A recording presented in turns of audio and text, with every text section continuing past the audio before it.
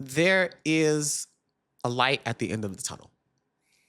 How long the tunnel is going to be, I cannot tell you that. How you're going to weather the storm, I cannot tell you that either. Even in your darkest hour, when you feel like you cannot hold on, hold on.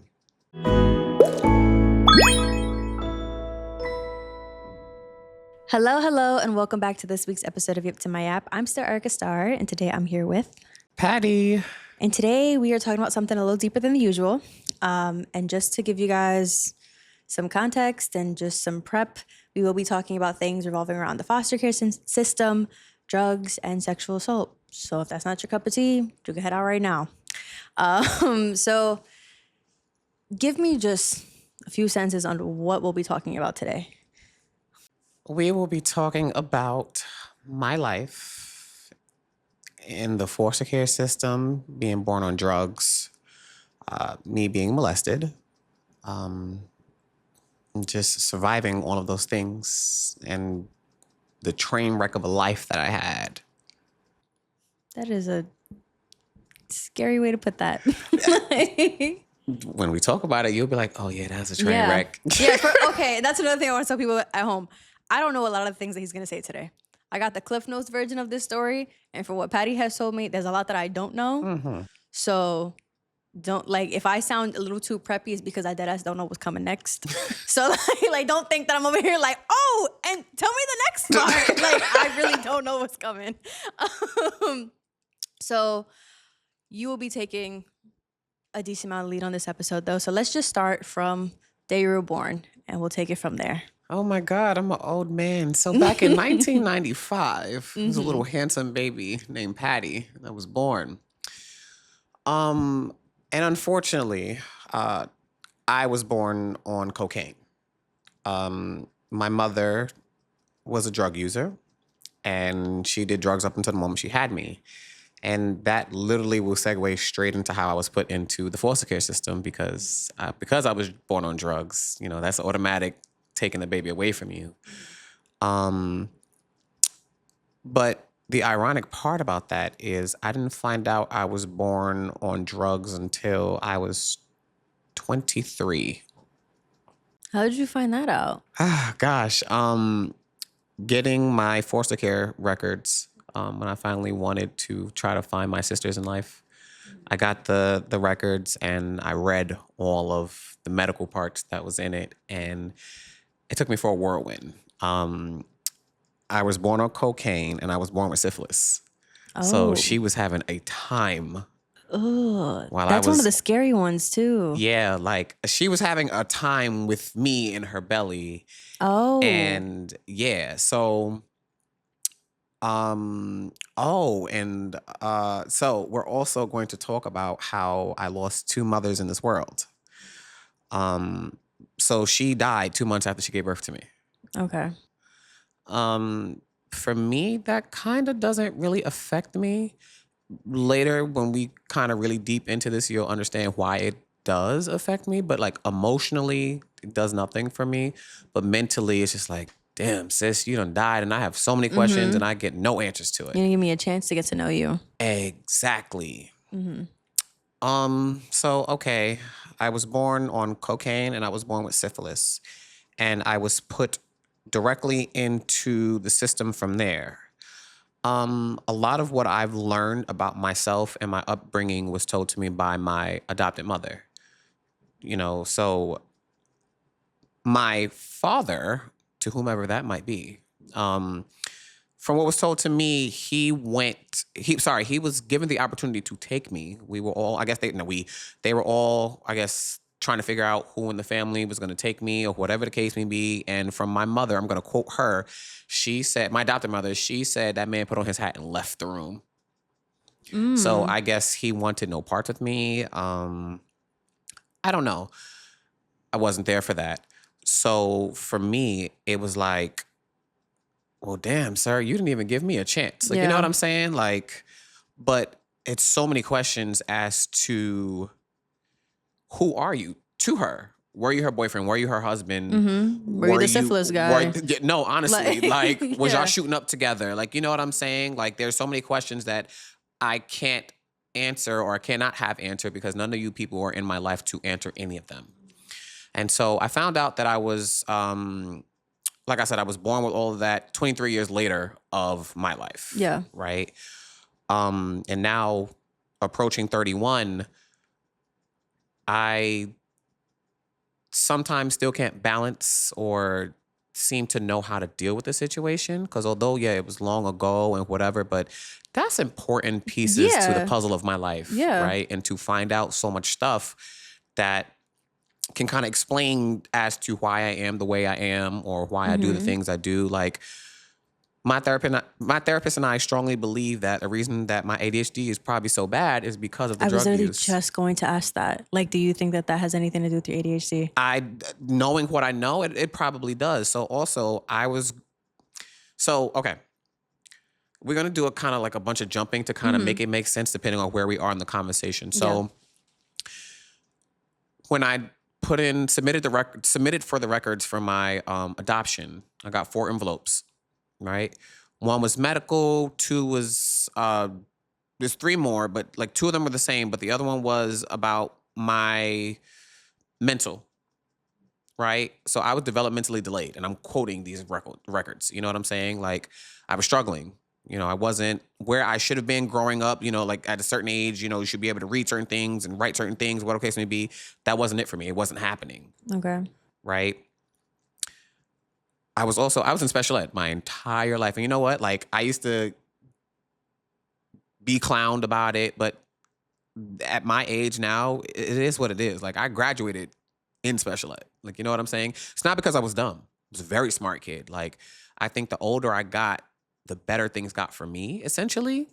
You know what I'm saying? Like I guess the developmentally delayed part got out the window. Yeah. And like I was always reading higher than my current grade level or whatever the case may be. So I was always smart. I was just bad and I was hyper and I was just, again, like tie it back to the drug use. This is probably why all these things are happening because you were just doing coke up until the moment you had me because you really got to think about it.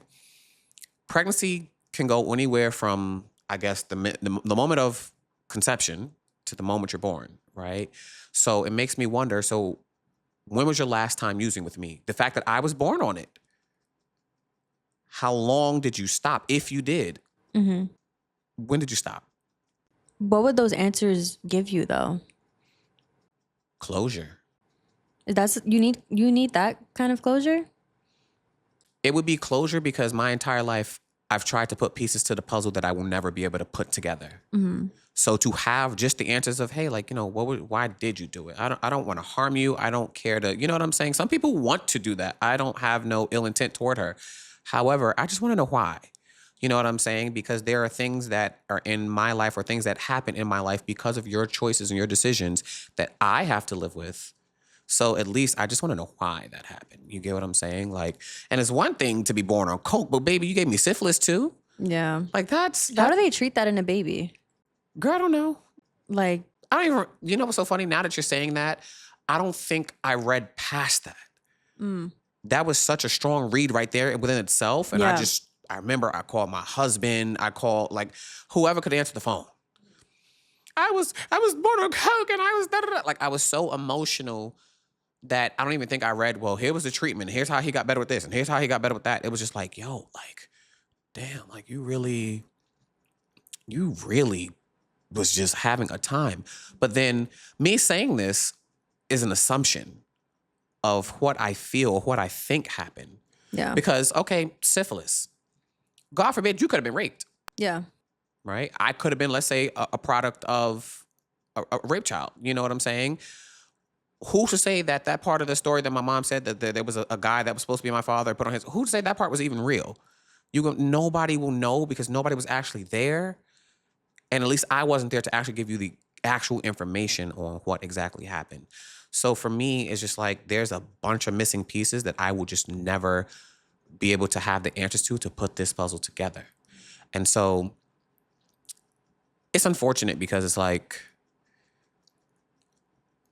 my life has had its ups and downs because of, I'll say, poor choices that you've made as an adult with me.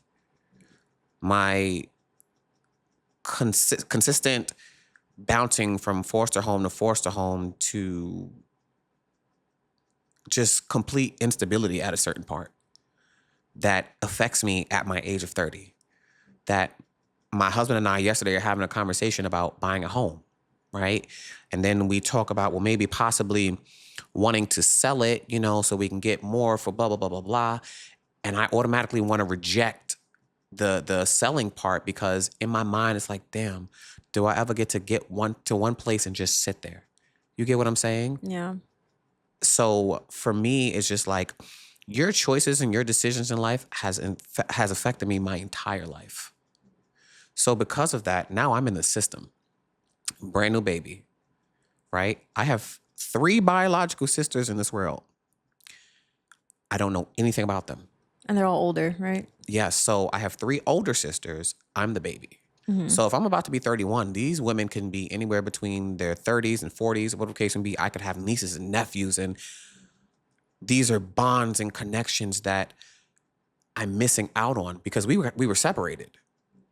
So unfortunately, that was fortunately, that was the goal of me reaching out to the foster care agency and wanting to meet my sisters and know who they are and whatever the case may be. I figured that their information would have been in the packet, whatever the case may be. But unfortunately, because it was a closed adoption, they have to redact all of that information. And I get why they do it. Yeah. Right? Somebody could be like, oh, yeah, I want to go find my birth family, just to reconnect. But let's say that your birth family did you wrong, whatever the case may be. Now you want to go shoot up the entire house. Yeah. But it takes away from the people who don't want to do that and who actually want to just kindle a relationship with people that they don't know. Like, I feel like if my biological mother was still alive, I don't think I would want to kindle a relationship with her. However, my sisters, I do. I feel like there's a different bond that you build with your siblings versus your parents. You know what I'm saying? But also, my feelings for that is because I'm still living with the thoughts of what you've did to me. And so it's just like, the anger is still there. Yeah, the anger is still there. You know what I'm saying? So because of that, it's like, all right, well, okay, God bless you. But my sisters though. Yeah. You know what I'm saying? But then there's so many questions that, again, I cannot answer. Do we all have the same mom and dad? Do we have the same mom? Do we have the same dad? Who's who? You know what I'm saying? Like, just stuff that I just miss out on. Yeah. I watch my husband and his siblings and, and I'm just like, damn, I wish I had that. Like, you know what I'm saying? Like, I wish I had siblings of my own. So now, fast forward,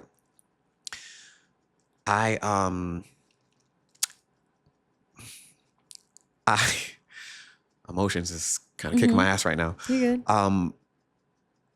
I'm in a foster care home with a family. There's a mom, there's a dad, and there's a daughter. And I remember one day, keep in mind I was 4 years old, so the fact that I can still remember this is crazy to me. We were watching Forrest Gump. And we were watching Forrest Gump, and I remember I had on Spider-Man tidy whities. And the father at the time had on a pair of like regular white tidy whities, right? Everybody just had on tidy whities at this point. And it's so funny. I remember this as if I watched my own story on a TV or as if this happened yesterday. Like, I remember vividly what he looked like, what he sounded like, what part the scene was on in Forrest Gump. Like, I remember it all. And I remember we would sit on the couch and he would, put his arm around me and have me lay on his chest or whatever. You don't think anything is wrong with that because there's nothing wrong with that. But then when you grab my hand to put it on your penis, that's when things... Yeah. There's something wrong with that. Was the rest of the family around, or was it just you two? No, the mother and daughter were out, so it was just me and him in the house. And I remember he asked me to go and grab something that was either on like a table or something like that. And I remember like he like popped my butt, whatever. And I'm 4. I don't think nothing is wrong with that or whatever the case may be. But then as I sit back down and I give him whatever he needed, You know, the hand is he's grabbing my hand to do everything he wants. So like that man is fully hard. Like, you know, that man is Yeah. erect or whatever the case may be. And basically he's having me rub him off, but like on top of his underwear, whatever the case may be. But I didn't think anything of it because you're 4, you don't think Yeah. anything of that You're sort. learning At that everything for age, the you're first learning. time. Yes, You're I like, don't think oh, nothing is I wrong guess with this is that. the It's thing just that like, gets okay, done. cool. Yeah. So that happened or whatever the case may be. And he said, lay down. And when he said lay down, he put my head on top of it. But just like to lay it there was like, no, he didn't try to like put it in my mouth or anything like that or whatever. But I remember laying my head on his dick. Like, I remember that shit like it happened yesterday. And I was like, all right, you know, he was just rubbing my head or whatever the case may be and say like, you know, good boy, thank you for listening to daddy and whatever the case may be. But I was like, okay, you know, great. Like, you know, whatever. But looking back at my age today, I'm disgusted. I'm angry. I'm furious. I don't know how many more verbs I can try to describe. I don't know what that is wrong. Yeah, it's a baby. That is wrong to do to any child, anybody that does not consent to do that. Yeah. But later that day, everybody came home. Everything is back to normal.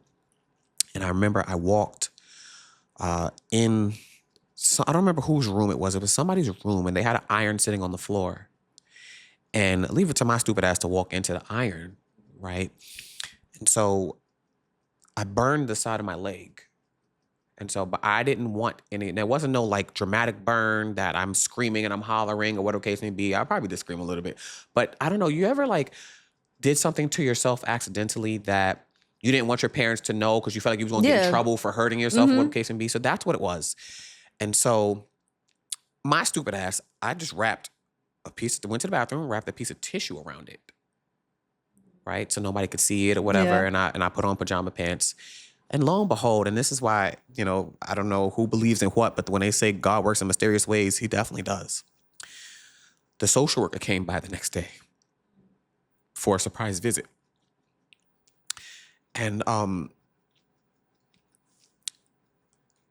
had on shorts, like just like regular like shorts, whatever the case may be. And she was like, but I never took off the tissue.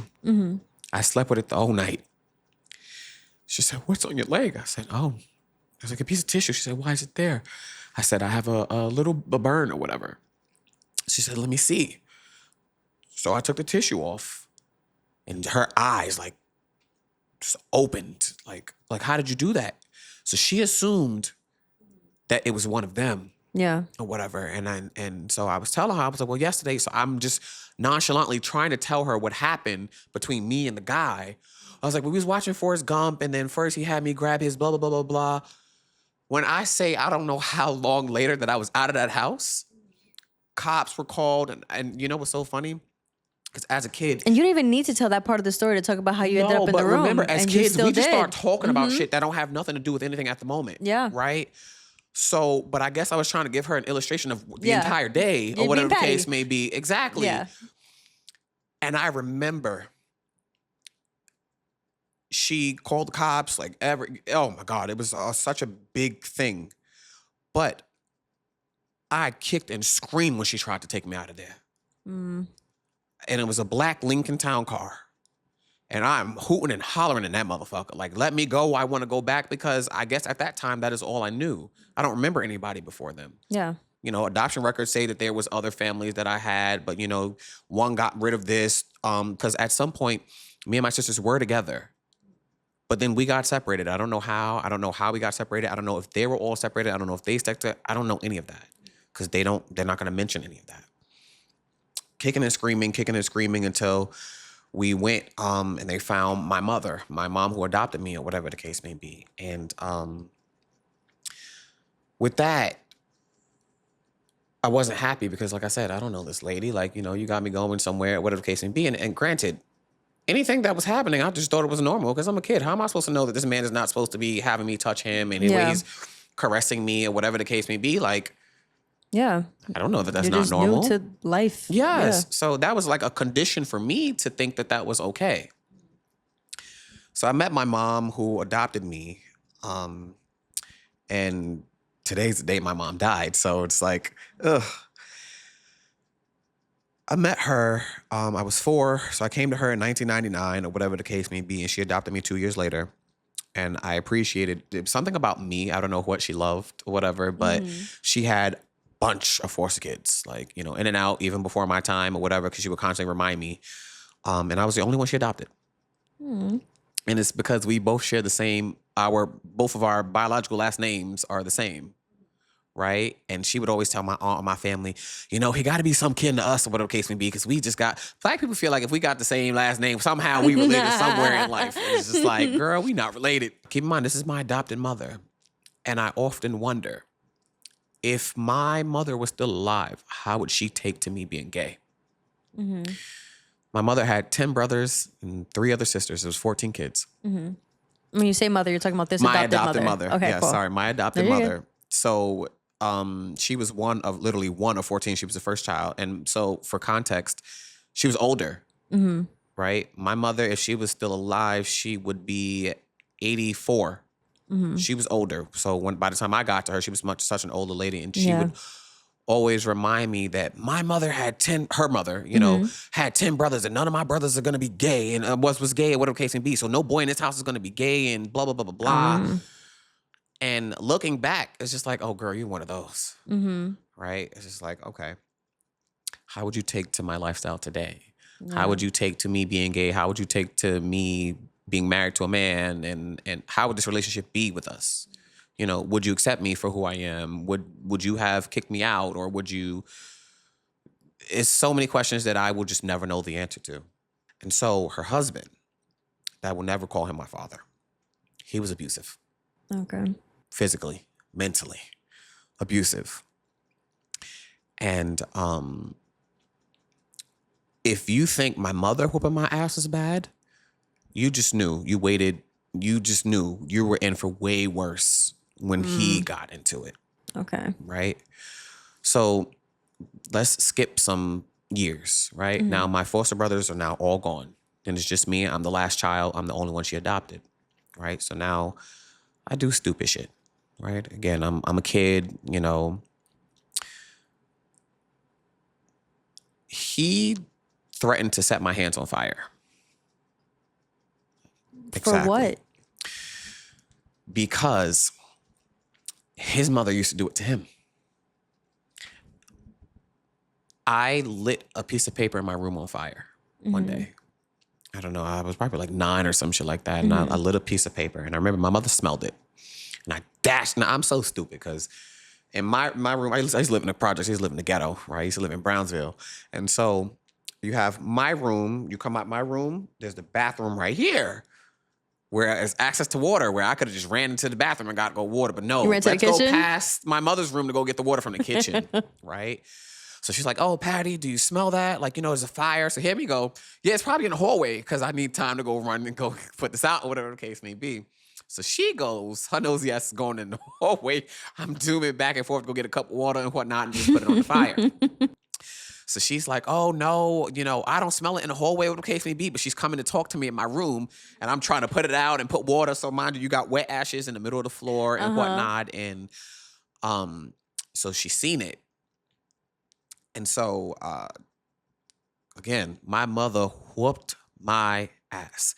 But here's the thing. My mother was older, right? So at some point in life, I kind of knew how to get away. Like, girl, I'm going to just make you chase me. Yeah. Like, you know, like I would try to get under the bed if I could, and, you know, whatever the case may be. But I'm not gonna lie, at that point, I deserved it. I deserved every ass woman. Because it was so close to my bed too, that, you know, if had that caught to my Yeah, why bed. are you playing with fire? I don't know. I was bored. I had ADHD. I'm impulsive. Like, don't even ask me how it got on fire. I don't even remember what I lit it with. Like, you know, I know that her husband smoked cigarettes. So 9 out of 10 times, I probably had one of his lighters.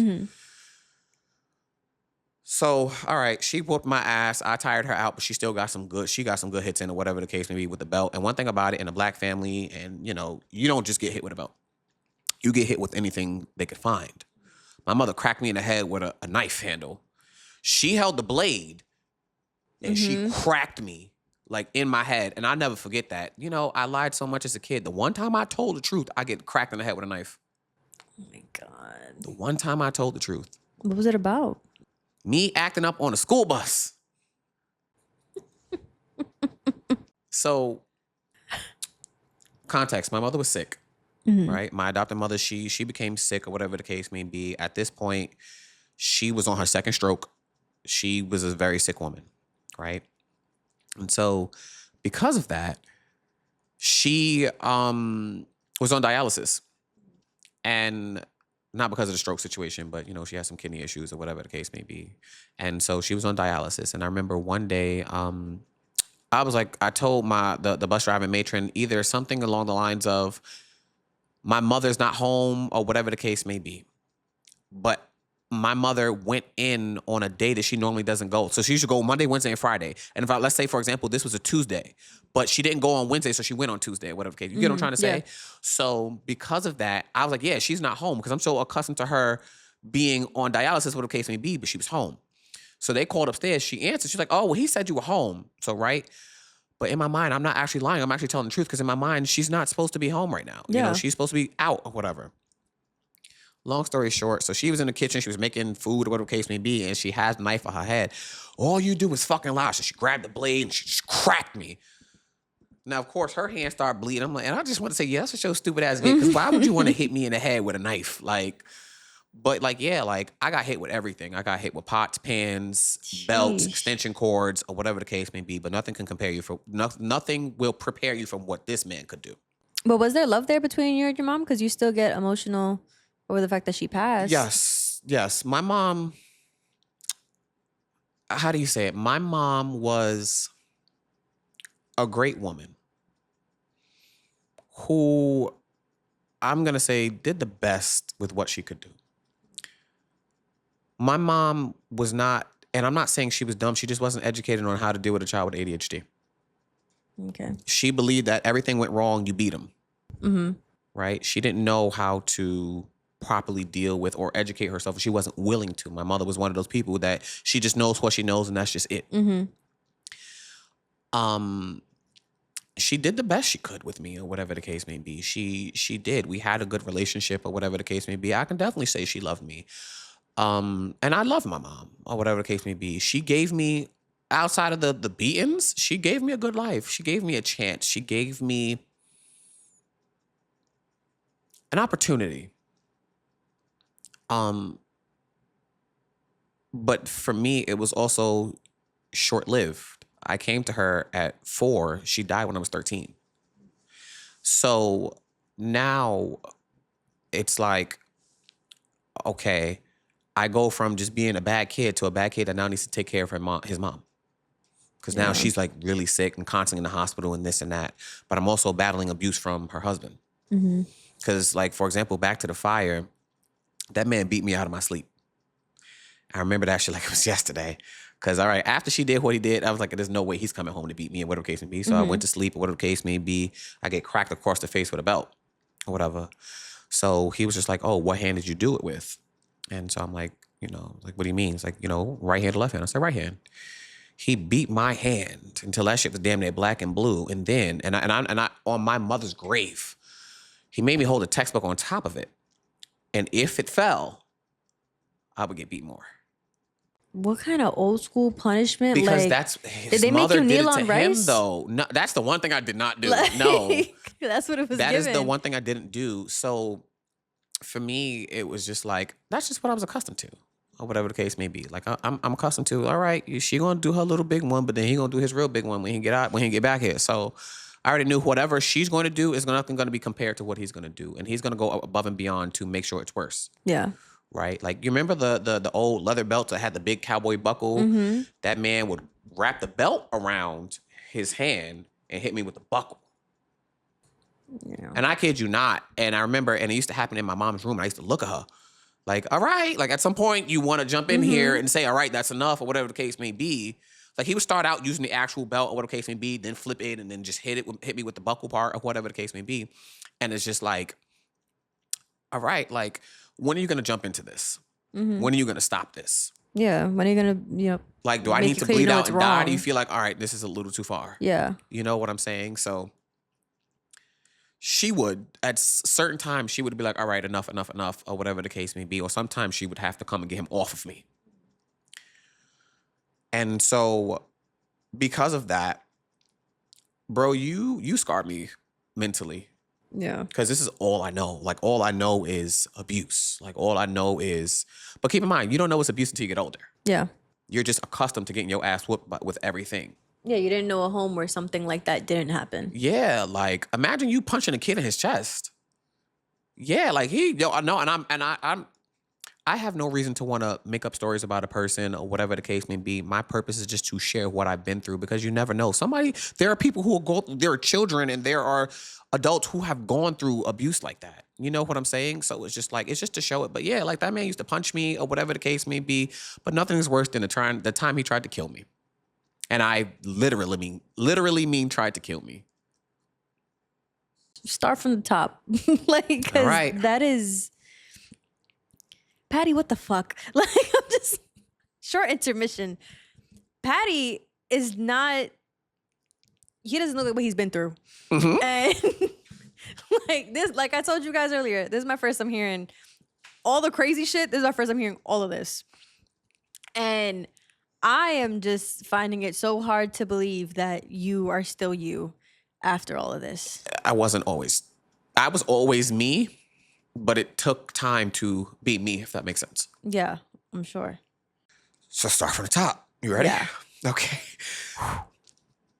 So it's triggering because it's around this time. Mm-hmm. My mother just died. He didn't come to the funeral. And it was like 2 weeks later. And I promise you, this is all because I threw Apple Jacks in the toilet. Cereal. I don't know if this is his way of grieving, but I remember as a kid, I think most of us always eat 2 bowls of cereal because the first one never filled you up. So you go eat the second one, but the second one you poured way too much. You're not going to finish. You just throw it down the toilet and call it a day.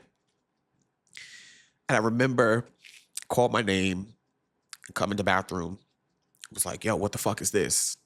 And I was like, oh, I'm done. I'm done eating or whatever. It was too much or whatever. And then it was this rant and rave about wasting money and this and that and whatever the case may be. And I'm like, I'm sorry. Like, I won't do it again. And he was like, is sorry going to give me my money back or whatever? And looking back at it, it's like, what's the big deal? Like, it's cereal. Like, Yeah. it's literally a box of cereal. Like, it's not even about, like, it's just whatever I couldn't finish. Mm-hmm.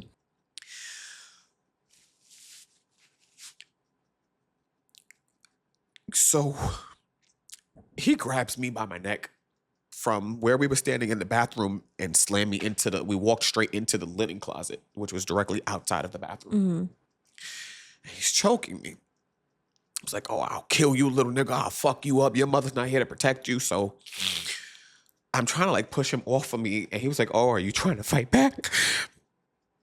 It's okay. So I said no.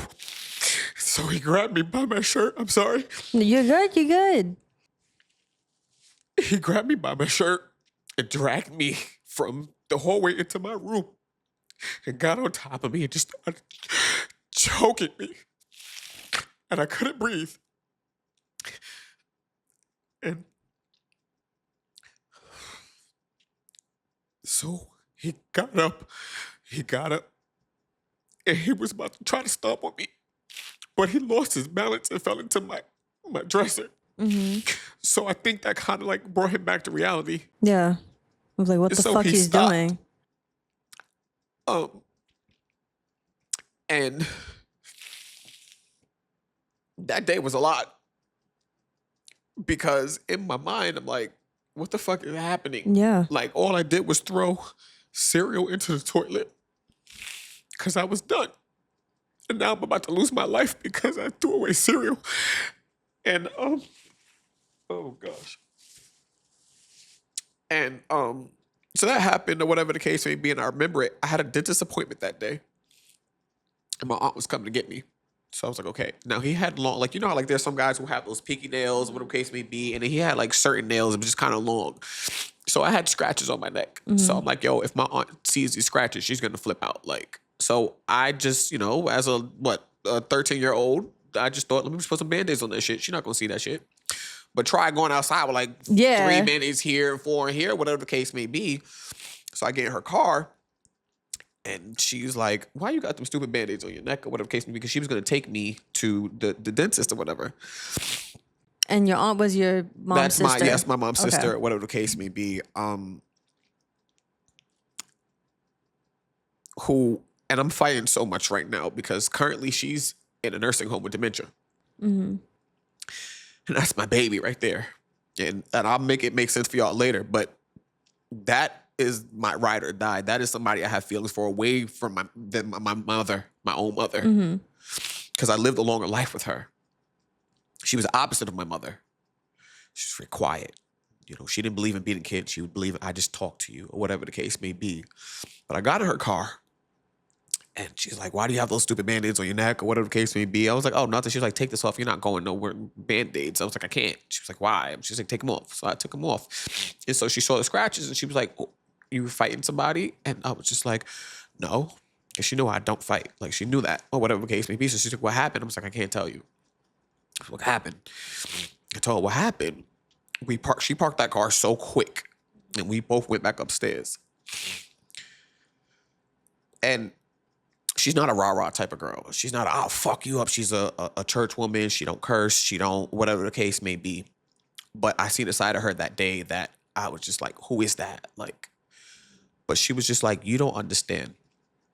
I have so many nephews and cousins, and I will bring them here if you ever put your hands on him again. So at the time, we were still trying to figure out what we were going to do with me in the living situation anyway, because I already told my aunt, like, hey, like, now that my mom's dead, like, I don't want to live with him. I don't feel safe. And now we have even a bigger reason. Yeah, no, we have proof. So, but this fear of mine of, well, let's call the cops. No, don't do that. Now, that man was already on parole, probation. He was on one of them shits or whatever the case may be. And so he was cheating on my mom the whole time. And I think his hatred toward me is because I used to snitch on him. He used to fuck a woman in the building. And I told my mother, I was a mama's boy. Although she whooped my ass, that was my girl. I told her everything. So I told her, and I used to tell my mother everything. Like, I told her, like, yeah, she live on the second floor, blah, blah, blah, blah. Child, she's like, all right, yo, put your slippers on, let's go. We went, she banging on that lady door, blah, blah, blah, you fucking my husband, blah, blah, blah, blah. So she put him out. So I think his hatred really came from that. And so, all right, my aunt didn't call the cops all for the strength of me. But there was another lady that he was seeing in another building or whatever the case may be. He hit her. She called the cops. And so he got arrested. So now I needed to find another place. My life is one big, unstable. Patty doesn't stay in one place forever. And through all the stuff that I've been through, at some point you start to blame yourself to be like, what did I do? Why does this keep happening to me? It has to be my fault. I blame myself for what that man did to me and how he touched me because I just knew because of the underwear that I had on that maybe that's what he liked. And at some point you have to be able to be like, it's not your fault. Nothing that certain things that people do and their choices and their decisions are your fault. So throughout my life, I kind of played the blame game. And it was always, well, Patty, you're the reason that you're bouncing from home to home to home and blah, blah, blah, blah, blah. So, okay, cool. Fuck it. Y'all want to at me? I don't care. So I had a cousin who came to stay with me and it was all good. She was like, oh, I feel like, Patty, you've been in the family for quite some years and we would hate to see you go and blah, blah, blah, blah, blah. So I'll come and live with you or whatever. Now keep in mind, I was a foster kid at the time. So you're getting adoption subsidies. You're getting paid to do this up until I was 21. So whoever was watching me at the time, you're getting the money. Long story short, that went south. That went south real quick or whatever the case may be because she was doing it for the money. If we're gonna keep it a buck, she was doing it for the money because there's no way that you go to which one. So there was 2 trips she took. There was one to Vegas and there was one to Mexico. One I knew about. The other one I didn't. I didn't know until her friend came to check up on me. Days later, Mind you, I don't even know you're gone. Yeah. Right? I'm thinking maybe you're just staying at, your grandmother's house or whatever the case So may who were you be. with when you didn't know where she was? Myself. How old were you? At that time, I had to be 15. Or So she was like 16. regularly leaving you by yourself? Regularly, no. So, like, for example, when I'm trying to think. I think the first trip she took was to Mexico, which I knew about. She's like, hey, I'm going to Mexico, whatever the case may be. Like, I'm going to leave you money. Call your aunt for anything, blah, blah, blah, blah, blah, blah. So, okay, cool. I'm set. I can stay in the house by myself. I'm cool. I was being a hoe while she was, I just want to slip that in there, make sure y'all know I was being a hoe. But cool. But then you went on a trip to Vegas and you never told me. Mind you, you was going for like 6 or 7 days. And then on the 6th day, you sent your friend to go check up on me. Bitch, where are you? But the fact that your friend is telling me and I'm finding out for the first time, you've been gone for all these days and I don't even know that you're gone. Yeah. Right? So I called my aunt. Now, disclaimer, because y'all might be like, if your aunt was so great, why you live with her? So my aunt lived in a 1-bedroom co-op. And she said, I will take care of you until the day I die. But the only thing is, I have a 1-bedroom co-op. And I don't want you sleeping on my couch for God knows how many years or whatever the case may be. And she was older and she's been there for years. And I didn't want her to have to settle somewhere for a bigger space or whatever the case may be. You stay here. But she said, wherever you go, I promise I will always be there for you. And she did that. And I mean, literally, she was whatever I needed. That lady spoiled me. That lady was a mother to me more than my own mother. You know what I'm saying? So I called my aunt. I was like, yo, did you know that blah, blah, blah, blah, blah is in Vegas? She was like, Vegas? I said, yeah. Now, mind you, my aunt knew something was wrong because I was like, yeah, girl. I was like, can you send me money for food? I ain't got no food in the refrigerator. She's like, why you got no food? I was like, I don't know. But she's like, okay, cool. But then I'm calling you 2 days later, and then I'm calling you 2 days later, like, whatever the case may be. Because I think, so I had food stamps at that time too. Right? And I think my cousin accidentally took the card with her. So I ain't have access to go to the store and go, I ain't have no money either. Because like I said, you ain't prepare me. You ain't leave me with no money. You ain't leave me no food in the refrigerator, whatever the case may be. So she's like, why you keep calling me? She's like, is she not there taking care of you? I was like, I don't know where she at. Like, I just genuinely do not know. I don't know where this girl is at. And then come to find out, like 5 or 6 days later, girl, you in Vegas and you sent your friend to check up on me. Did you ever just think to say, hey, like, I'm going to Vegas? So, all right, That's cool. crazy. So my aunt was just like, yo, all right, I think Patty's going to have to go because you're not seeming to do this for the right reasons. You're leaving him with no food, no blah, blah, blah, blah, blah. Like, that's not acceptable. That's not okay. So, all right, now keep in mind I'm in high school. I'm like 15 to 16. And now, child, I'm going to put it out there because at the end of the day, this is my story. I meet these twins, beautiful young ladies, talented girls, or whatever the case may be. And, but we're already friends at this time. Like, we're like, like the best of friends or whatever the case may be. We were inseparable. We used to act like we were triplets or whatever the case may be. And, cool. When I was like, all right, well, I just want to let you know this is what's going on in my personal life. So I'm probably about to go to a group home because nobody's going to take a 15 or 16-year-old in or whatever the case may be. Like, so later, that's kind of how I mean, it didn't really go like that, but I know. just like, just let you know, like I'm out, like, you know what I'm saying? So they went and they spoke to their mom about it, like, yo, like he's leaving or whatever the case may be and blah, blah, blah, blah. Like, what can we do to help or whatever the case may be? So she's like, all right, so they spoke to their mom and their mom was like, okay, well, let me speak to my husband and, whatever. So there was, her husband, her 2 daughters and his son, right? So that's 2, 4, 5 people, right? Yeah. So, let's see what we can do, whatever the case may be. Okay, cool. So they moved me in. So keep in mind, I done been with all these, and sometimes it's not always about just, granted now I'm going to a different home again, but it's not always about going to a different home. It's like also different people coming into my life to quote unquote take care of me and things go south, right? So I move in and things are going well in the beginning or whatever the case may be. And at some point they go south around like 17 years old. Like I was 17, like me and the girls, we were the same age or whatever. I was just a few months older. Around prom time. Now, you're getting adoption subsidy for me. You're getting paid to take care of me, right? So you're getting that. You're getting your child support for your daughters or whatever the case may be. So you're getting money. But you also have now the husband moved out, the son moved out, whatever the case may be. You have a new boyfriend, right? The shade of it all is that was her husband's best friend. But yeah, I don't want to talk about that. Wow. Yeah, girl. If we're going to tell it, we're going to tell it. So because of that, she was she moved the boyfriend in or whatever the case may be. All right, cool. Just whatever the case may be.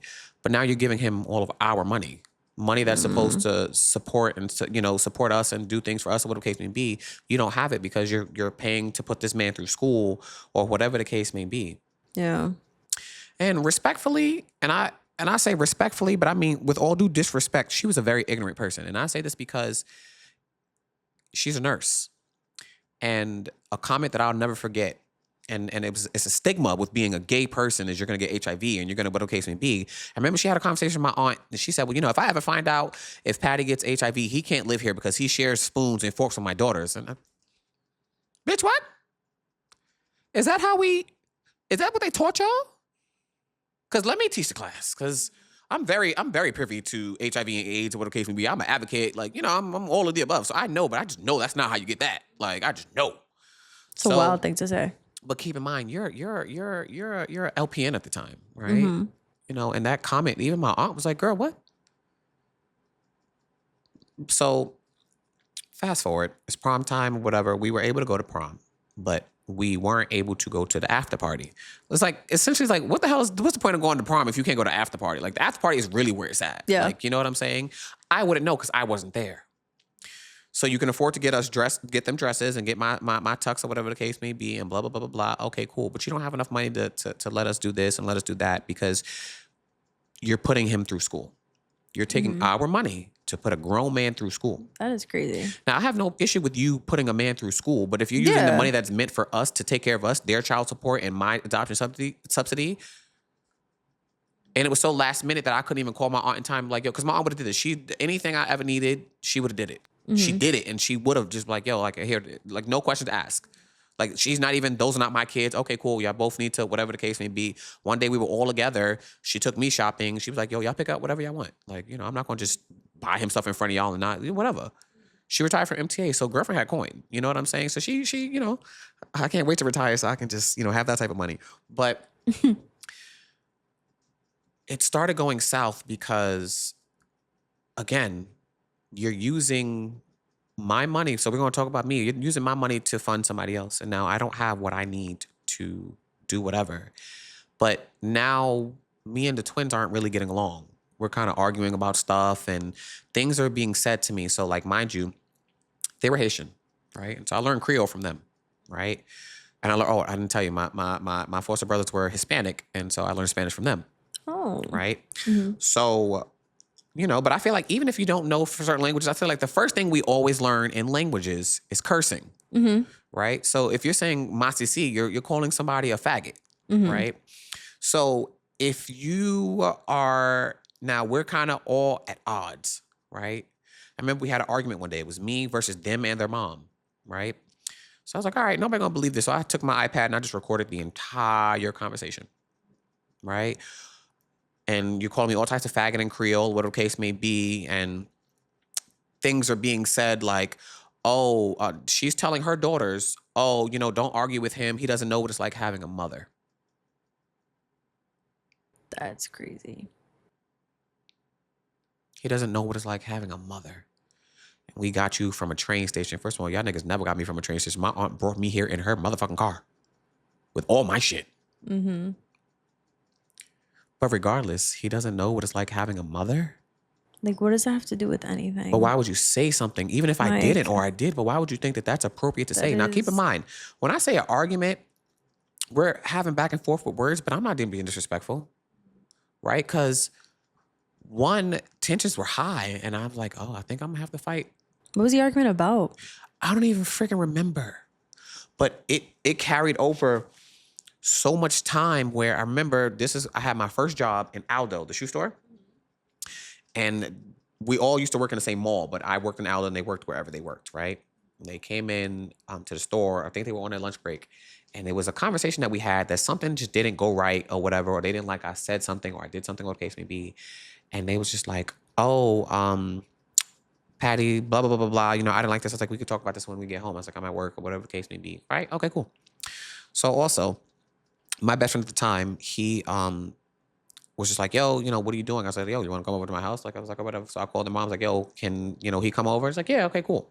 And this was the sad part about it is I couldn't bring any boys over without you thinking I'm fucking them. right?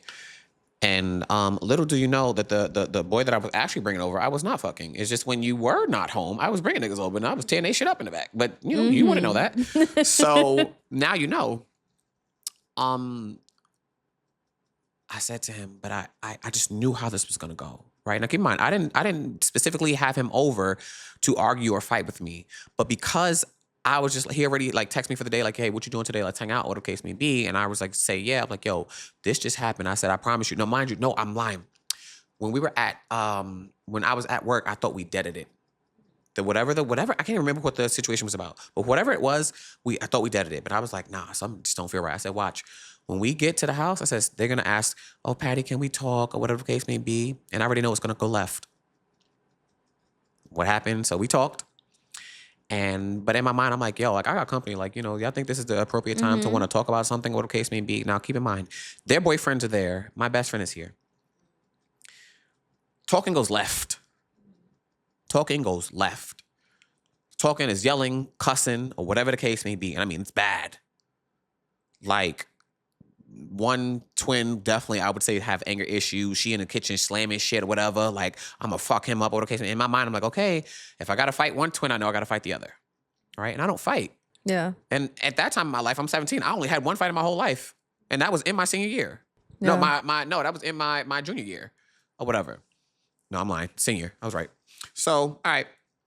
It goes bad. Like it's going left. So my best friend is basically like, yo, whatever you doing, I'm with it. Like, don't worry. Like, I got your back, or the case may be, because he's under the impression that, yeah, they're probably about to jump you because you got them two and then you got the boyfriends, or whatever the case may be. Now, granted, the boyfriends, they were definitely neutral with the situation, or whatever the case may be. They wasn't trying to get in it. They're trying to calm the girls down, or whatever the case may be, but it's just not You working. just don't know. Yeah. Yeah, like it's just not working, whatever the case may be. And so that, I'm not gonna lie, but at that point, I was with whatever. Because I'm like, all right, y'all already tormented me enough. Like, we already had conversations. Y'all talking about, like, I don't know what it's like having And a what was mother. this fight about? That's what I'm saying. I just don't even remember. Damn. I just remember the after effect about it. You know what I'm saying? Like, I remember the bigger part. But it was some stupid shit. Like, I feel like if it's some stupid shit that if we just actually sit down and talk about it, like, we probably would have been okay. But then sometimes, now, I'm not saying that this is their reasoning, but because other people were here, are we putting on a show? Yeah. Do you not like the fact that I said, hey, can we talk about it when nobody's here and it's just me and y'all? Or, you know, because I don't even remember if it's a problem with both of them, if it's a problem with one of them. And sometimes with twins, you can't have a problem with one without the other. Yeah. So, all right. Now, one twin, they holding her back because she's just ready to attack. So my best friend was like, yo, it's whatever. So we gonna fight. Like, he was like, I know the boys is gonna jump in, so I'm jumping in. I was like, nah, because I said she's gonna call the cops or whatever. And I said, because you don't live here, whatever the case may be, she's gonna have you arrested. I already know that. So at that point, I just made up in my mind, I'm out of here. Yeah. So I had a boyfriend at the time or whatever, and I called him and I told him like, yo, this is happening, whatever the case may be, blah, blah, blah, blah. So I fake ran away, right? So I was like, fuck y'all, I'm out. So I went and I stayed with my boyfriend at the time or whatever, and I called my aunt the next day, and she was only mad at the fact that I just did not call her the night of or whatever. She was like, you know, God forbid something could have happened to you when you left and I wouldn't have known, and whatever the case may be, and blah, blah, blah, blah, blah. I'm like, yeah, you're right. So she's like, all right, well, we got to get you out of there. She's like, come on, I'm going to pick you up or whatever, and we're going to go back and we're going to go get your stuff. Now, let's tie everything together now, right? So, but by the time this is happening, this is also my college year. I'm in college, right? I'm a freshman in college, and I met my my best friend, right? Hey, Khalil. But Khalil went from my best friend to now my brother. And so it was bad. Like, I remember I got a lock on my door or whatever the case may be. And I remember she was like, you can lock your door, but I need a key. I was like, all right, cool. Gave her a key or whatever the case may be, blah, blah, blah, blah, blah, blah, blah, blah. All right, cool. I used to call my brother over. I'm like, yo, can you, I don't know how to change the lock. Can you come do it? And he used to do it or whatever the case may be. But most times at that time, so we needed time to figure out what we were going to do and where I was going to go. So now there's turmoil. Nobody's speaking or whatever the case may be. I'm just here to sleep, right? But most Where's time here? at their house, a twin's house. I'm Okay. still there. I finally went back or whatever the case may be okay. because we didn't know where I was going to go yet, right? Or whatever. So because we had like a little meeting, my aunt, myself, the mom, daughters, or whatever the case may be. And so we had quote unquote agreed to squash it or whatever the case may be. You know, y'all go your way, I'm gonna go my way, whatever. So and it stayed like that. You know, it was copacetic. You know what I'm saying? So all right. I still wanted to lock on my door. I got it. She let me do it or whatever, blah, blah, blah, blah, blah. Now it's just how do you say it? Like, I only speak to y'all if I need something important, right? We're not really talking anymore. So, okay, cool. Most times at that time, I'm constantly with my brother. Constantly with my brother, right? Staying over there, I'm like, yo, I'm staying at, mind you, she thought it was fucking him. Again, I could never have male friends without her thinking I'm fucking. It's Yeah. all right. So fast forward, just constantly staying over. I met his mom or whatever, and like she was just like, you know, she loved me or whatever. So now I think I messed up my timeline just a tad bit because I'm trying to think. Last I heard, we're in college, freshman year. No. So meaning that's right, but I think the order of which is this the girl? So much is happening. Sometimes you just lose track of so much shit. All right, let me just do it this way. Now it's time for me to go bye-bye. Things is just we got to get out of there, right? It's time for me to go bye-bye. So same thing I had did with the twins at the time. Like, hey, it's time for me to go. Like, I'm out. Got to do it to my brother. Like, you know what I'm saying? Like, yo, thank you for being my best friend or whatever the case may be, blah, blah, blah, blah, blah. But I got to go. Right? And so now he tells his mom, right? And she was just like, no. She was like, yo, Patty is such a dope kid. Or what? That's not what she said. She's a white woman, by the way. His dad is Trini, was Trini. He passed away, but his dad was Trini. His mom is white. He just looks like a Puerto Rican kid. But she was just like, nah, we got to do something or whatever the case may be. So she said, I have a house in Rockaway. So they had multiple properties at the time. Yeah. She's like, I have a house in Rockaway. You know, we're not there yet or whatever the case may be, because she had a house in Brooklyn that I was always at, right? She was like, it's a 2-family or whatever. She said, we're eventually going to move into it. But she said, as of now, you can have the upstairs and we'll take the downstairs. And so that became my new life. Now, it was hard for me to gain a relationship with these people because all my life I've known instability. Y'all are going to leave me. Y'all are going to do me wrong. Y'all are going to take my money. Y'all are going to do whatever the case may be. That's literally all I've ever known. Yeah. But so far, with just like looking back through the years, like, damn, y'all haven't done that yet. So I'm completely out of the twins' life, and I'm just with my best friend, who's now in today's time, my brother. His mom is my mom. His dad was my dad. Because now we're beyond best friendship. Yeah. It's, oh, you never been on a plane? Oh, okay, cool. We got a ticket for your birthday to go to Florida. Just to get you, just to get your feet wet on a plane. Somewhere that's not too long. It's not too long to And fly. now you're flying everywhere. Right. Oh, you never had a birthday party before? Let's throw you one. They gave me my first birthday party. At 21, I never had a birthday party before that. Yeah.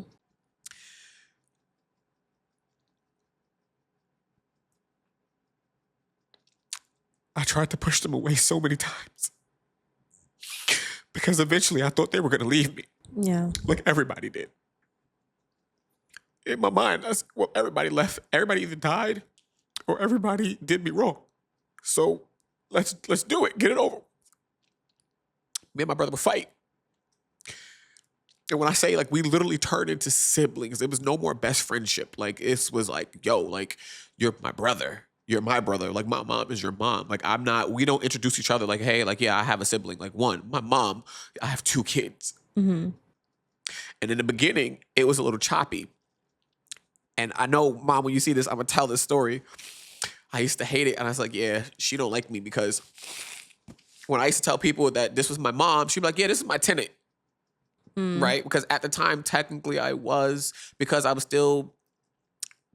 a foster kid and in the system, technically, whatever, still in the system, essentially, because I'm still getting adoption subsidy or whatever the case may be. I was eligible for food stamps or whatever, so public assistance or whatever the case may be. And so because of that, my mom was getting paid the rent for me to stay there or whatever the case may be. But at some point, you know, I'm now past 21. You don't get that money anymore. So in my mind, well, here go the slope. You're not getting paid anymore. So let me just pack my shit and go. Because that's what I'm accustomed to. Like, everybody seems to be in it for the money or whatever. So you got to be into it. Nothing changed.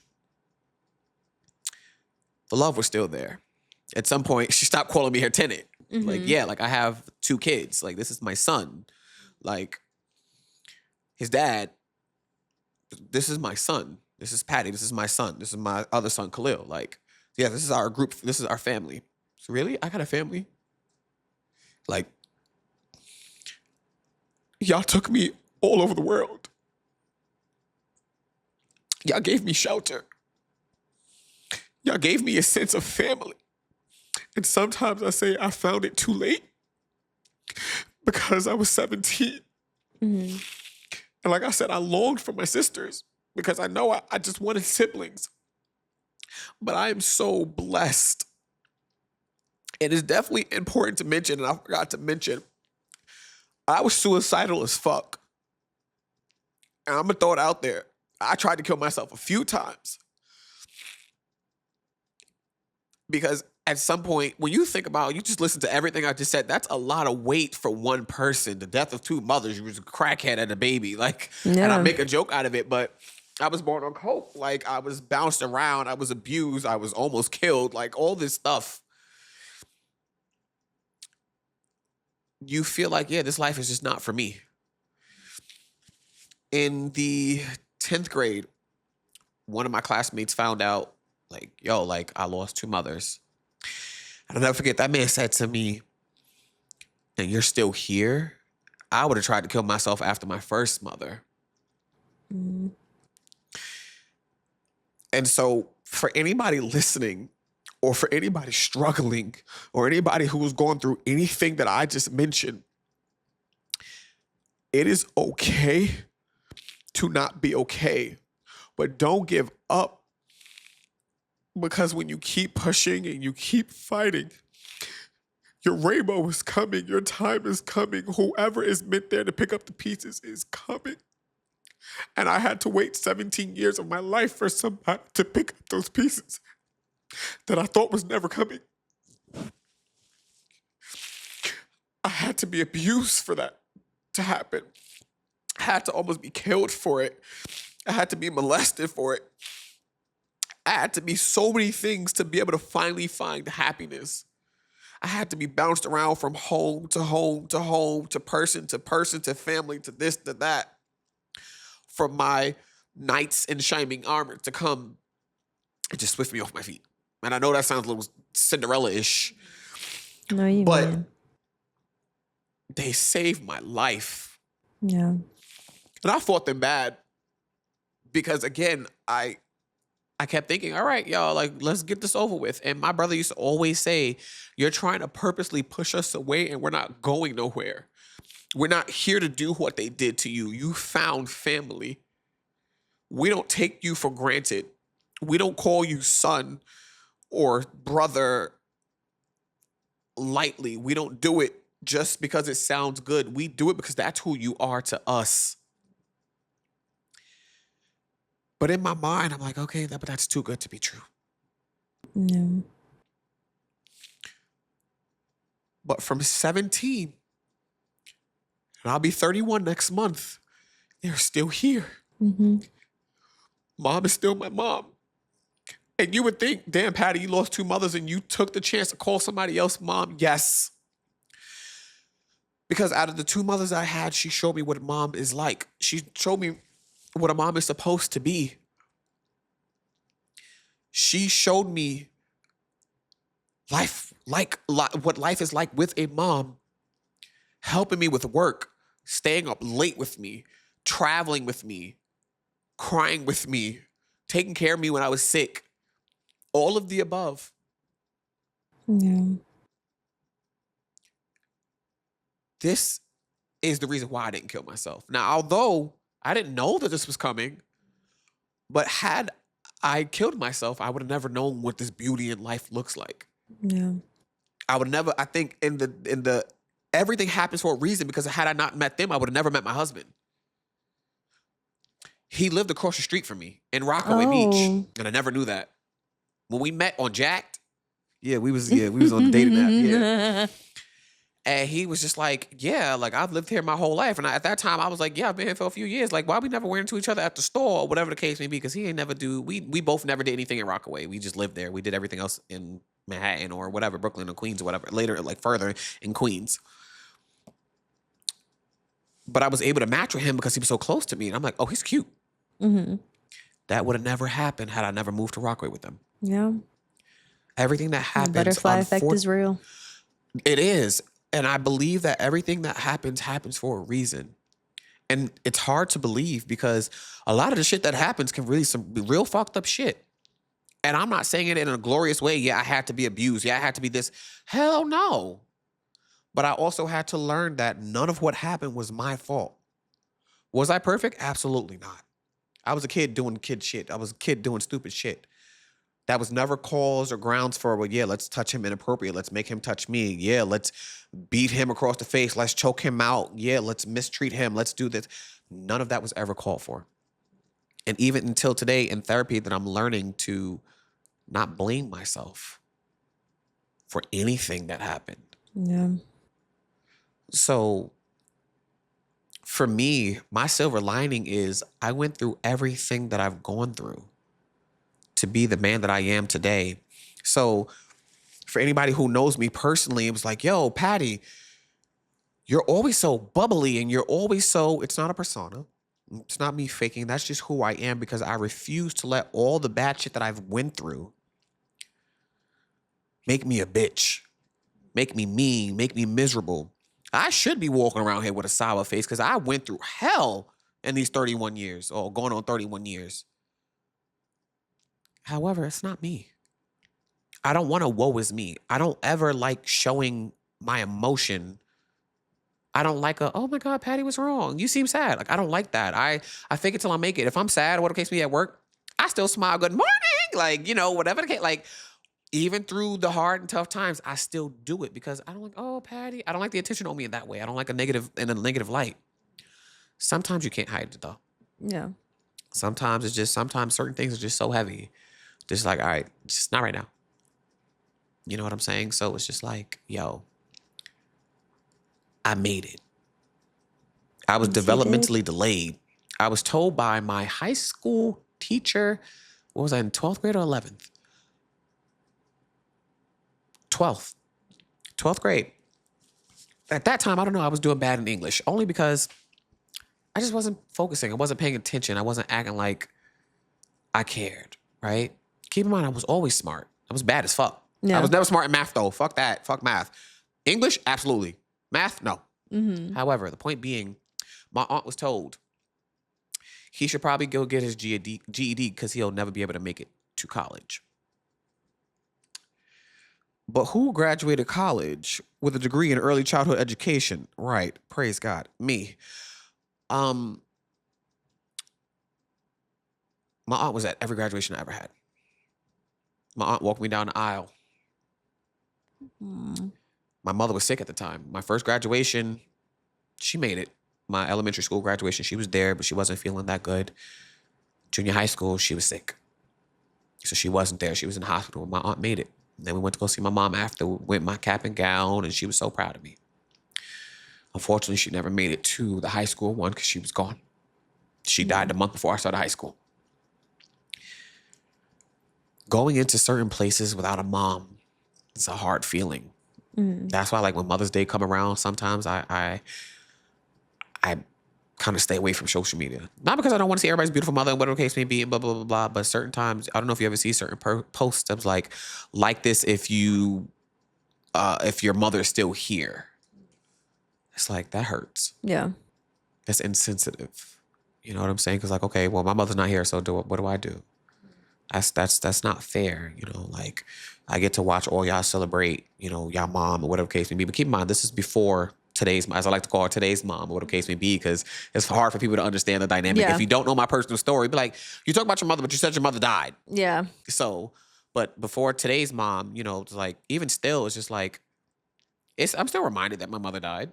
You know what I'm saying? So it's just like, damn, like, certain things are insensitive, but yet we don't understand that. We don't know that because we're seeing it from a lens that I still have mine.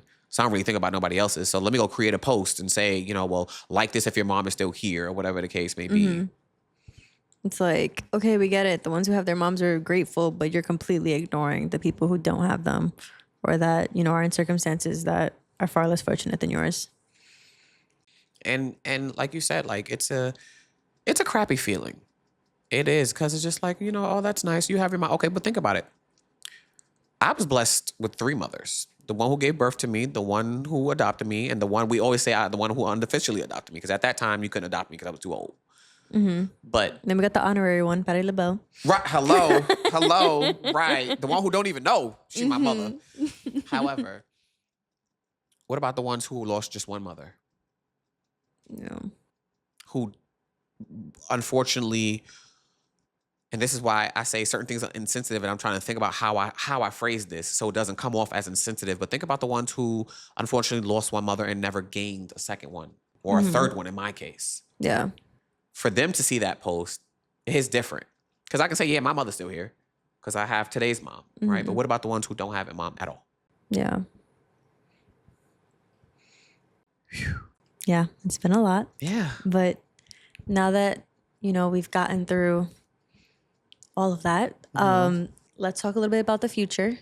How much has your life impacted the way that you view starting your own family? Okay. So I'm gonna say I like to hammer into my husband's head that, hey, if we have a child, can we do surrogacy, right?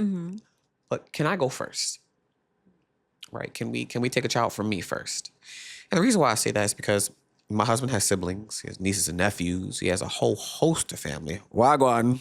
He's Jamaican, and to the non-Jamaican side, hey y'all. But there's just me, right? There's literally just me. And so because of that, it's just like, we can drop dead tomorrow and we will never know. And I told my husband, I said, the only regret I think I would have by dying is not having a child. I got married. All I ever wanted to do was see Patti LaBelle in person once. I got to see her 8 times, and I got to sing with her twice. I got basically everything I wanted. I graduated. And when I say I was going to give up, my aunt kept pushing me because I just could not pass math for nothing. But she pushed me. And what did I do? I wound up graduating.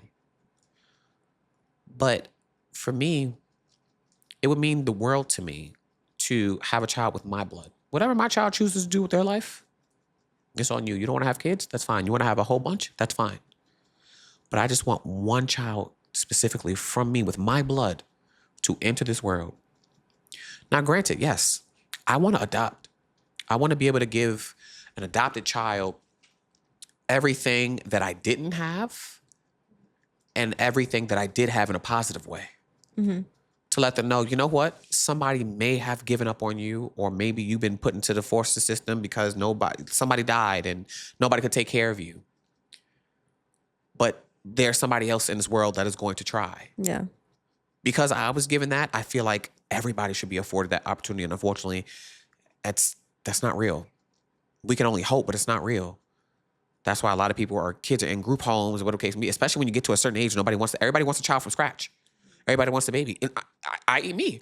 Yeah. I keep telling my husband, like, yo, if we have a kid, and we adopt, can we get a baby? Like, if we adopt first, let's get a baby. Let's get an infant. Why? Because I want to be a father from scratch. Yeah. I want the diapers. I want to learn how to be a dad from that time frame. Whatever else happens after, sure. But if we do surrogacy first, any one of us could drop dead tomorrow, like I said. My only regret would be I didn't have a kid. Yeah. I want to just be able to leave a legacy in this world. And now, mind you, my legacy might be the kid without my blood. You know what I'm saying? But it just would mean the world to me to just be able to have at least one child with my blood. Yeah.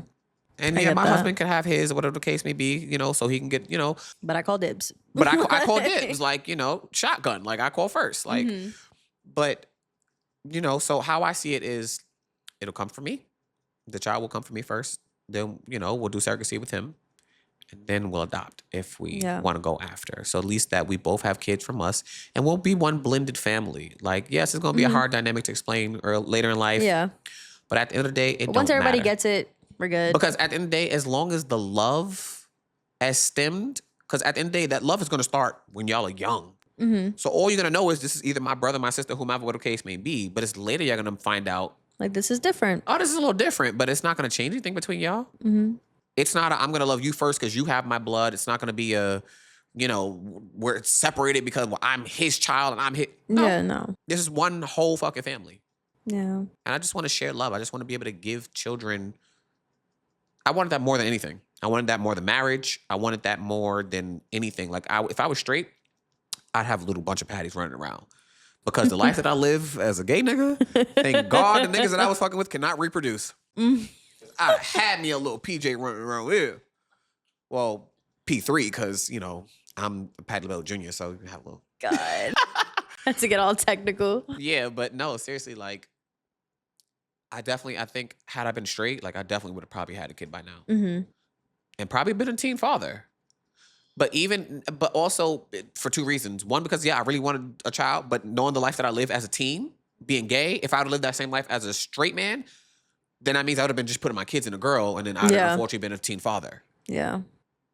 But there's so much love that I just want to share. I want mini me's. Like, my dog, I treat him like my kid because I long for it so much that it's like, all right, you're going to be my kid now. You're always going to be my kid, but you're going to be my starter. Because having dogs, having pets, can sometimes essentially teach you how to be a parent. Yeah. Teach you Because patience above all. it literally, patience. Like, remember, dogs are like children that never grow up. You have to constantly take care of them And they until the don't day they speak. die. And they cannot tell you what's wrong with them. Mm-hmm. At some age, your child's going to be able to tell you what's wrong with them. A dog will never be able to tell you. Mm-mm. A dog going to tear your house up. A dog going to pee all over stuff.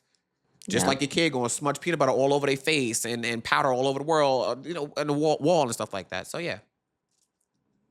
And if nothing else, what do you hope people gain from listening to your story? Oh, God. That there is a light at the end of the tunnel. How long the tunnel is going to be, I cannot tell you that. How you're going to weather the storm, I cannot tell you that either.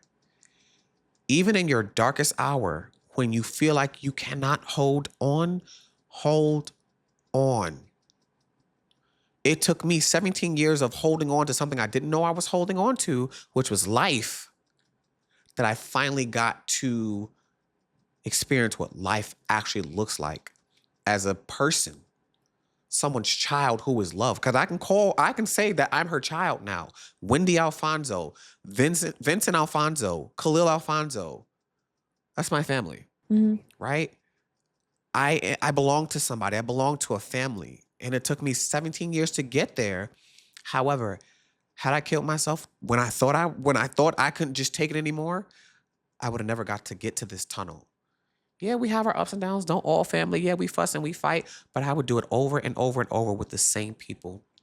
Because at some point I learned, and I can definitely say this with a huge smile on my face, is that everything they have done for me from the age of 17 up until 30 was because they love me. It was never for show or form.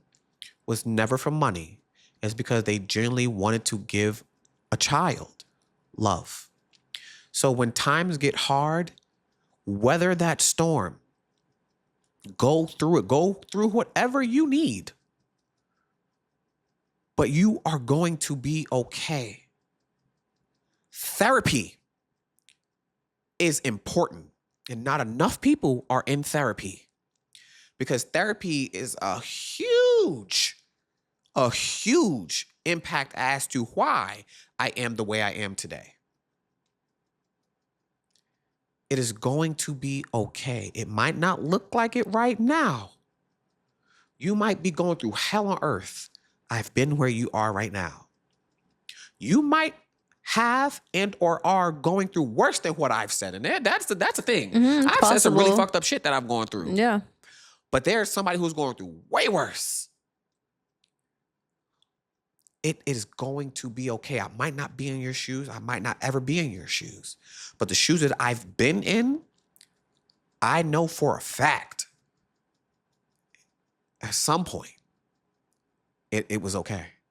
Because I held on long enough to realize life looks better when you are finally with people who actually love you for you, who are genuinely just there in your corner to genuinely just be there. Yeah. So yeah, like hold on. It is okay. Like ask for help. Talk to somebody because a lot of this stuff I was going through alone. Right? What friends do I have to talk to about this and to share this And experience? especially so young to and at understand young, it. you know, you don't know to let me try to seek help, you know, whatever the case may be. Mind you, growing up because of my ADHD, I was just put on medicine. Right? And I had a little psychiatrist every once in a while. But baby, we wasn't talking about the surface stuff that I said today. I mean, we were just talking about surface stuff, not the stuff that I said today. Like, why are you acting up today? Why do you feel like you can't sit still? Why are you throwing a textbook across the classroom? Like, blah, blah, blah, blah, blah. Like, that's it. I was just medicated. All it did was put me to sleep. It didn't work, though, because when I was up, baby, I was tearing that classroom up. However, it's okay to break down. It's okay to want to give up. That's okay, because you're human and you're going to feel those feelings. It is okay. But my strongest advice, do not. And I've learned the hard way. There are people who want to see you win. There are people who will fight tooth and nail for you. And sometimes it's always not family. It could be friends. It could be your partner. Sometimes it could be a total stranger that walks into your life. Yeah. But hey, I promise you, you can make it. Like, I'm about to be 31, and I can say in today, life still might not be the greatest, but life is great. And I'm not even going to say good. Compared to what I've been through, life is great for me right now. I might not be exactly where I want to be. Life is great right now. And I'm blessed to have whom I have in my life and what I have in my life. I went on and I could have been wreaking havoc in this world. I could have been shooting shit up because the sky was just not blue enough for me. And I could have taken all my anger out on people. And I could have done so much mischievous shit because of somebody else's doing. But I turned my purpose into positivity to let y'all know, like, yo, there is a light at the end of the tunnel. So if you don't get to hear this from anybody else, I love you. You are strong. You are going to make it. You are going to be okay. Hold on to whatever strength you have left. Seek help. Seek hotlines. I promise you, it is going to get better. That was so sweet. Thank you. Well, with all that said, thank you for coming on. And thank you for for having trusting me me. and telling your story here, because that was a lot. It Man, was. you saw my eyes water like I once or know. twice, and I was like, You saw my boogers. Thank you guys for listening. Thank you guys for watching. I hope that you're what's the word I'm trying to use? I hope you're just a little bit more compassionate towards those around you after hearing this, and just understanding that you do not know what somebody's been through. Like, you will never know what somebody's been through unless they explicitly tell you, because they can be, you guys have seen Patty before, they can be as bubbly as Patty, and they could be as lovely and great as him, and could have gone through intense shit. So stop thinking that all your bubbly friends are all happy-go-lucky for no fucking reason, that nothing bad has ever happened to them. I'm not saying bad things happen to everybody who's bubbly. I'm just saying you just don't know. That's very true. So just leave this episode with a little more love for the people in your circle, and just give a little bit more to those who aren't, and just let that circulate. Let it do its thing. Can I say one more thing? Yeah. Do me a favor. And I literally mean this. If you've watched up until this point, tell at least one person that you know that I love you. Because sometimes you don't know when somebody needs to hear that. Like you said, you don't know who's going through what until they've told you. But just assume that somebody could be going through something or anything, and you never know how those 3 simple words, I love you, can really make somebody feel better. Treat people with kindness. You know, and that's why I say I love you at the end of every podcast. I don't know if you noticed at the end of each one. I think I started probably after like my 20th episode, I was like, part of my sign out is I love you and see you next week. So I like that you said that. So wait, how much have I said so far? Like, comment, subscribe. Okay, wait. Let me just bring it back. Thank you for watching. Like, comment, and subscribe. Please give 5 stars if your viewing platform allows for you to do so. You can find me at Missing the Sunset on Instagram, Missing the Sunset 13 on TikTok, and you can find me at Yip to My Up on Instagram. You want to drop your socials for lovely people? Oh my God. Wow. I'm old. What are my socials? You can find me at Pasha Swag. That's 2 G's on Instagram. And something on TikTok. It'll be in the description. Yeah. You went all soft voiced at the end. Like, you just went through and told this whole I just story, know I and have you're a like, TikTok, and I use it all the time. Don't ask me what my name is because I'm not used to saying my TikTok. all right. That was all from us today. I will see you guys next week. I love you. Bye. I love you. Bye.